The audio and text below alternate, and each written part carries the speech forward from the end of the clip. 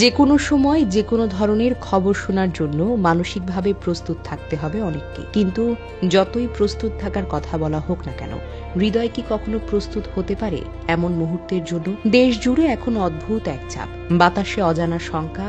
মনে হচ্ছে সময় যেন আমাদের পাশে নেই, বরং সময় যত এগোচ্ছে পরিস্থিতি ততটাই ভয়ঙ্কর হয়ে উঠছে। চোখের সামনে ক্রমেই সংকট বাড়ছে, মানুষের মুখে মুখে একটাই কথা, এবার কি শোনাবেন ডাক্তাররা? এই মুহূর্তে সব ভয়, সব শঙ্কাকে ছাপিয়ে যে মানুষটিকে নিয়ে জাতি ব্যতিগ্রস্ত, তিনি শুধু একজন নেত্রী নন, তিনি দেশের এক প্রজন্মের ইতিহাস, সংগ্রাম ও স্মৃতি। সত্যি বলতে কি, বেগম জিয়া একজন খুব ভালো মনের মানুষ, অসীম ধৈর্যশীল, নম্র, দেশের মানুষকে ভালোবাসতেন অন্তরের গভীর থেকে। আজ তিনি মৃত্যুর সঙ্গে লড়ছেন, তবুও দেশের মাটিতে, দেশের হাসপাতালে চিকিৎসা নিচ্ছেন। জীবনের ৮০টা বছর তিনি কাটিয়ে দিয়েছেন দেশের মানুষের জন্য, মানুষের পাশে থেকে, মানুষের কথা ভেবে।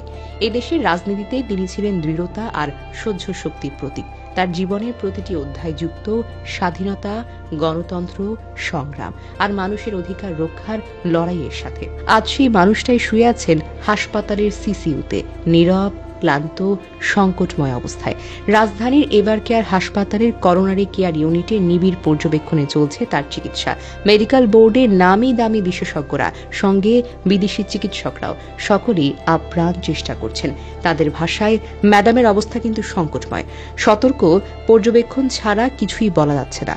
দলের মহাসচিব মির্জা ফখরুল ইসলাম আলমগীর নয়াপল্টনে দোয়া মাহফিল শেষে কাপা কণ্ঠে বলেন, আমাদের নেত্রীর অবস্থা অত্যন্ত সংকটময়। আমরা শুধু আল্লাহর কাছে দোয়া করছি তিনি যেন ম্যাডামকে সুস্থ করে আমাদের মাঝে ফিরিয়ে দেন।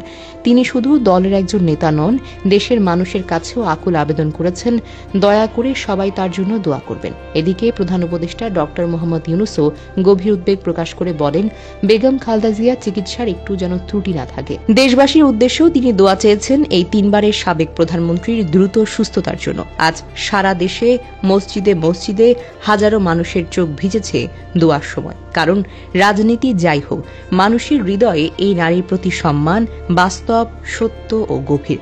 আজ আমরা সবাই মিলে দোয়া করি দেশনেত্রী, তিনবারের সাবেক প্রধানমন্ত্রী বেগম জিয়ার দ্রুত সুস্থতা, দীর্ঘায়ু ও নিরাপত্তার জন্য। হে আল্লাহ, তার কষ্ট লাঘব করে দিন। তার জন্য এই জাতির প্রার্থনা কবুল করুন, আমিন।